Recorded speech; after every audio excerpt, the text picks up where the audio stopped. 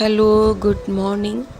सुबह के 3 बजे हैं और मैं स्नान वगैरह करके तैयार हो चुकी हूँ और यहाँ मैं अभी चिल्ली और सियारिन को सरगही देने जा रही हूँ। जिउतिया व्रत में चिल्ली सियारिन का कहानी भी होता है और उन लोगों को ही व्रत में ये सरगही दिया जाता है। उसके बाद से कुछ न कुछ अपने मुंह में पानी वगैरह लेकर या जो भी आप खाना चाहें खाकर उसके बाद से व्रत शुरू की जाती है। तो इसमें 3 दिन का कार्यक्रम चलता है, नहा खाए, फिर आज व्रत हो जाएगा और कल पारण होगा। तो यहाँ पर मैं 2 झिगनी के पत्ते पर, जिसे सतपुतिया भी बोलते हैं, सतपुतिया के पत्ते पर जो सामान आइटम बनाए थे सारे आइटम 2 जगह निकालते हैं। उसके बाद से दीपक वगैरह दिखा के जल वल दे के और इसे अपने दक्षिण दिशा साइड में जाकर के कहीं रख देते हैं या डाल देते हैं। जिस एक होता है चिल्ली के लिए, एक सियारिन के लिए, और ऐसा कहते हैं कि चिल्ली जैसा सब कोई और सियारिन जैसा कोई ना, क्योंकि अगले जन्म में चिल्ली बहुत ही पुत्रवती होती है, उसके पुत्र अच्छे स्वस्थ होते हैं और दीर्घायु होते हैं, और सियारिन के नहीं। उसके बाद से जो भी हम लोग सरगही खुद करते हैं तो थोड़ा सा बच्चों के मुंह में भी उसका सटा दिया जाता है। उसके बाद से हल्का फुल्का अपने भी पानी वगैरह पी करके।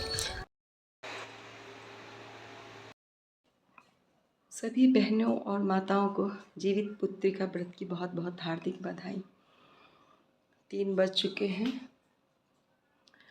और अब मैं अभी स्नान करके आई हूँ। चूँकि हमारे यहाँ मेरे ससुर जी सास जी कुछ नहीं है वो लोग, तो हम लोग बाल नहाने के बाद से पोंछते नहीं हैं। इसका जो पानी का जो ड्रॉप निकलता है वो सीधे पितृलोक को जाता है, पितृ तर्पित होते हैं। तो बाल भी पोंछना नहीं है, झाड़ना नहीं है, बाल टूटना नहीं चाहिए। तो इस और किसी प्रकार का श्रृंगार वगैरह नहीं करते हैं। तो अब मैं जाऊंगी, सूरज को जल डालूंगी और साथ ही बेल के पत्र में तेल लगा करके उसे तुलसी के पास रख दूंगी और वो तेल कल बच्चों को लगाया जाएगा। यहाँ मैं अब एक लोटे में तेल, चावल और फूल लेकर के और साथ में एक कटोरी में बेलपत्र तेल के साथ लेके सूरज को पश्चिम साइड में जल देंगे।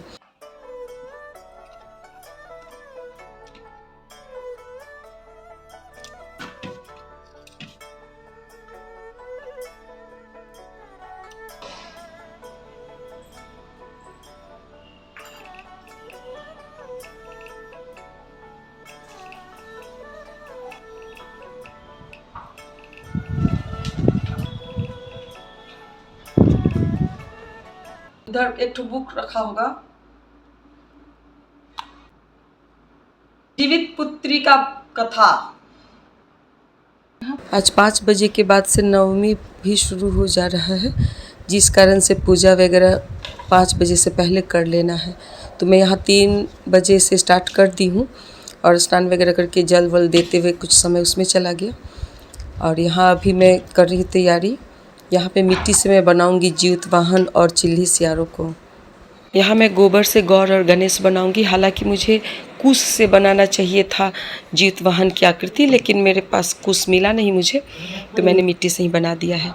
और यहाँ 2 पत्ते पर मैं फूल फल प्रसाद वगैरह और जीवतिया वगैरह सब चढ़ाऊँगी। 2 बच्चे हैं तो 2 पत्ता रखा है हमने। तो सब उससे पहले विधिवत जीवित वाहन का, चिल्ली सियारिन और गौर गणेश का पूजा होगा। वस्त्र रूपेण रक्षा वगैरह हमने पहनाया है और यहाँ 2 जगह 2 स्थान पे फल वगैरह चढ़ाऊँगी। ये सब प्रसाद बच्चे को ही दे दिया जाता है। उसके बाद से जो बद्धी आता है, दोनों जगह पे बद्धी को चढ़ाऊँगी और लोटे में जिउतिया जो माला होता है सोने का बना होता है। आप जिसके पास सोना नहीं है वो लोग धागे को ही चढ़ा देते हैं। तो यहाँ पे मैंने सोना का बनवाया था और एक सास का दिया हुआ था तो वो चढ़ाया है। इसे बच्चों को पहना करके तब खुद पहनते हैं। और विधिवत पूजा करने के बाद से घर का पूजा होगा। जो देवी देवता हैं, घर के देवी देवता, उनका पूजा करने के बाद से ही कथा पढ़ी जाएगी। इस पूजा में माँ दुर्गा का भी बहुत महत्व होता है। माँ दुर्गा का भी पूजा करते हैं, शंकर का पूजा करते हैं। तो यहाँ पे मैं सभी देवी देवता का पूजा करने के बाद से कथा पढ़ूंगी। कथा पढ़ने के बाद से पितृजनों की पूजा करूंगी। जीवित वाहन नामक एक राजा था। एक बार वह अपनी स्त्री के साथ ससुराल गया और वहां रहने लगा।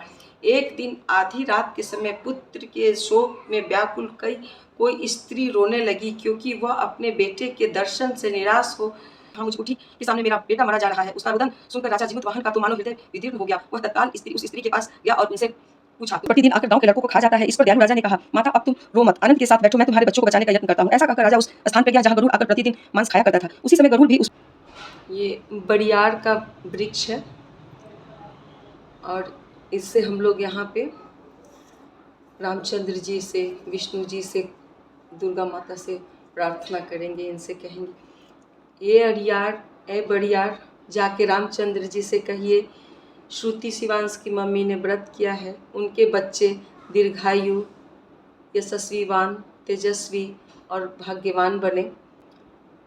हे अड़ियार ए बड़ियार, सभी भतीजे बहन बेटे जिसके भी पुत्र हो सभी यशस्वीवान, बलवान और भाग्यवान बने।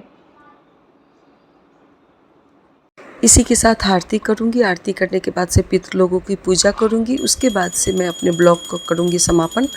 तो मिलते हैं अगले ब्लॉग में कुछ नए कंटेंट के साथ। तब तक के लिए जय माता दी।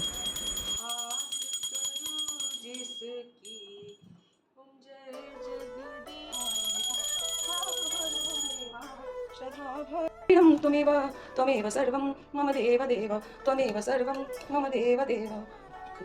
शांति शांति। बाप रे, बहुत की आरती। हाँ, जागो जी गया अपना बेटा।